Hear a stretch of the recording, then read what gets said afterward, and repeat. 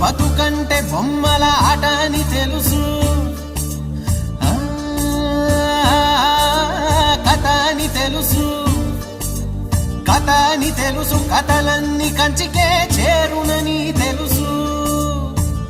తెలుసు తెర తొలుగుతుందని, తెలుసు తెల్లారుతుందని, తెలుసు ఈ కట్టె పుట్టుకుమంటదని, తెలుసు ఈ మట్టి మట్టిలో కలిసిపోతదని.